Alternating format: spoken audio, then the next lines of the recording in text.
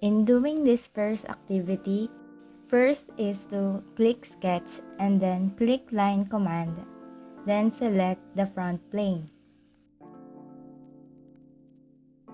Next is to draw a line like this to have it as our reference.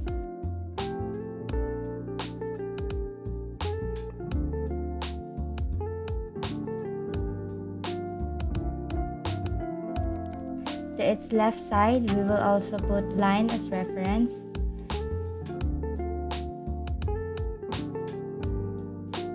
Using circle command, we will draw these 3 circles with different sizes but with the same center point.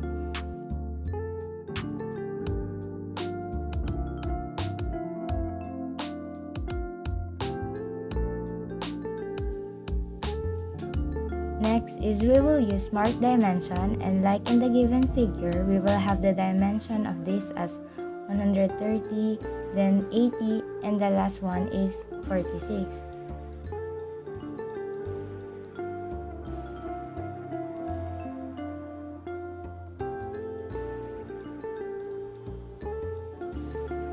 Then, to this part, we will put its corresponding dimension. This one is 16, then 34, and then 52.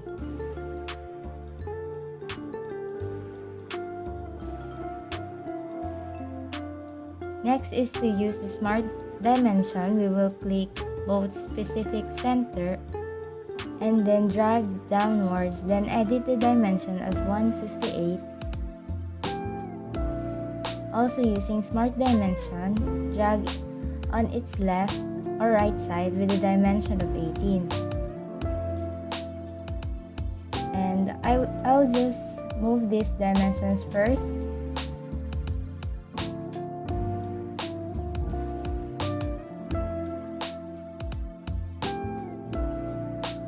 Then the next part would be adding the some reference line and having a line from this point with 45 degrees. Then draw a circle, editing its Smart Dimension of 8 and add the dimension of 45 degrees while we are at it.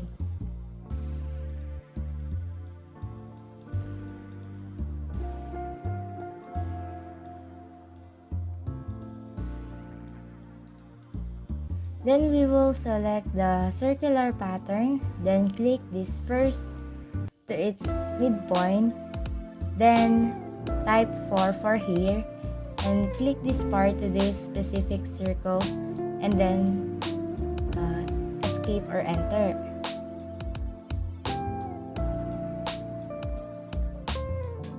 Proceeding to this part, we will draw a rectangle to this specific point.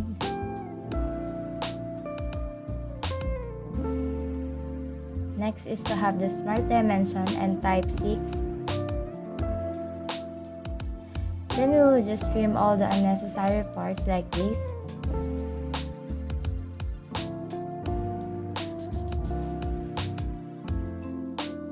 Then using also the circular pattern, the first point is this midpoint. Then the next one is or the lines or these 3 lines, then also trim the unnecessary ones.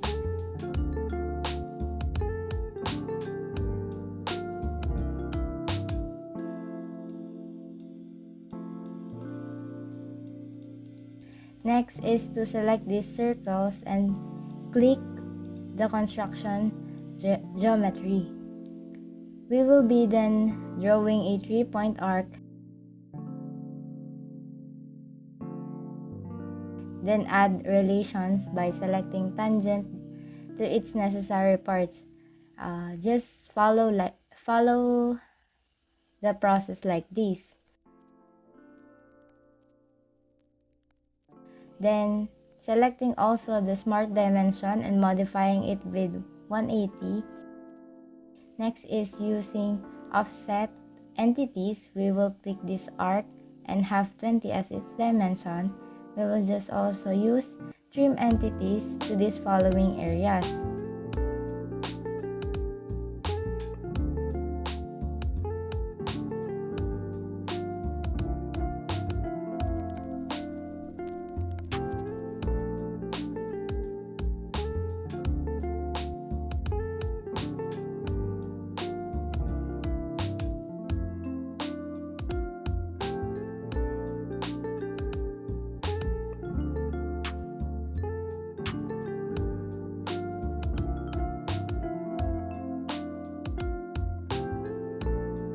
for this part, we will make a 3-point arc, then also add relations, modifying it with 12 through smart dimension.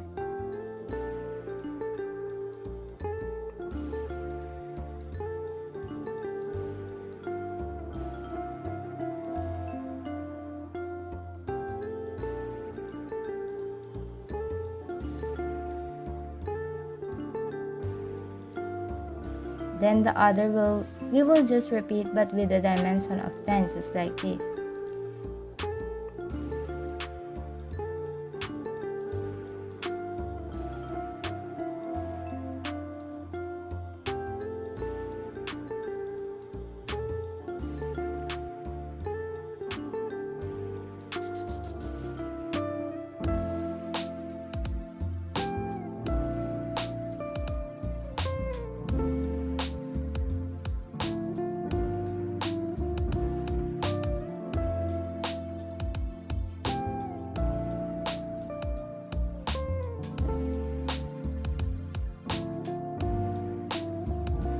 Next is to use a reference line using center line.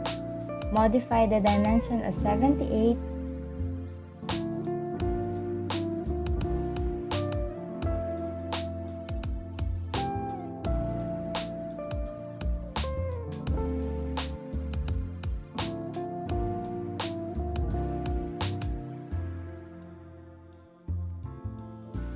Next, we will delete this area.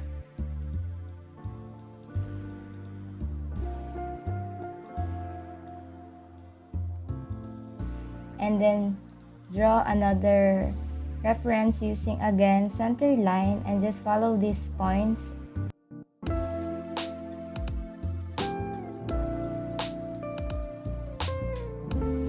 Then modify the areas with a dimension of 43, 37, and 78.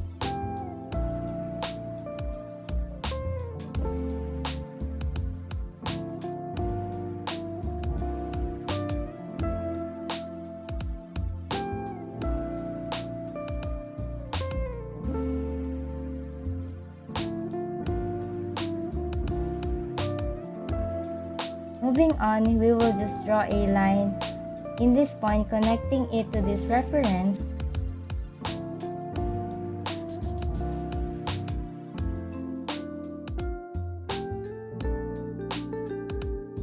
And add a smart dimension command.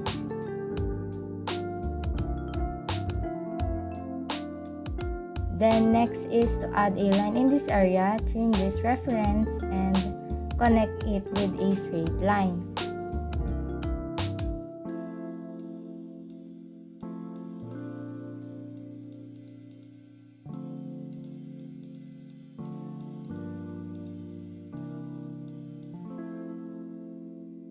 The next step would be using a sketch fillet.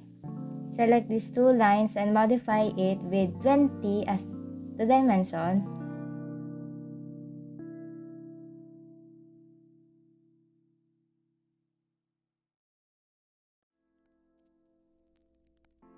Also use sketch fillet for this other one with dimension of 12.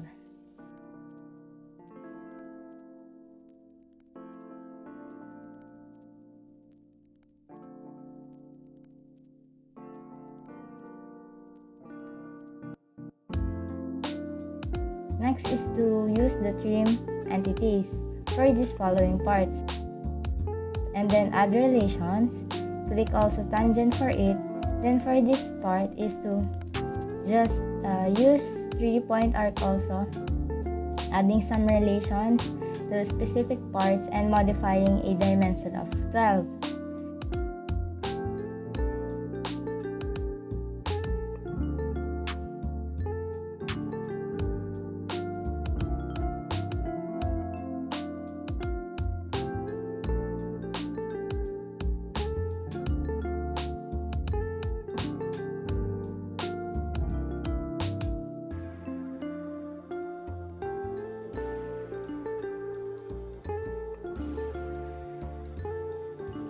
Next is to draw a line like this.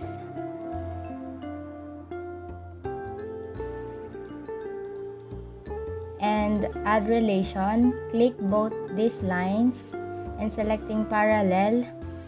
Next is to have a dimension of 20 using Smart Dimension. Next is to just extend this and add a straight line from here. We will now use a sketch fillet, clicking the needed parts and then typing 14 for dimension.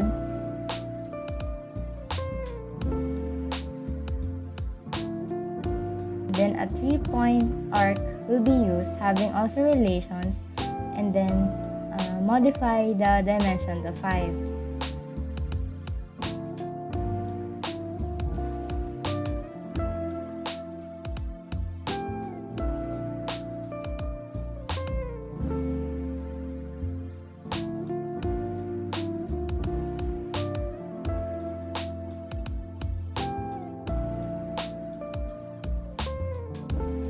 For this area, we will use tangent arc and then draw to this point.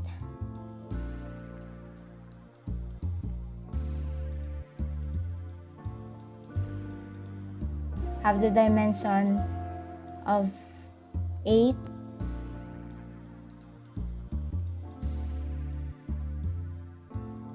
Then another 3-point arc adding relations. Using tangent, then modify it as 5.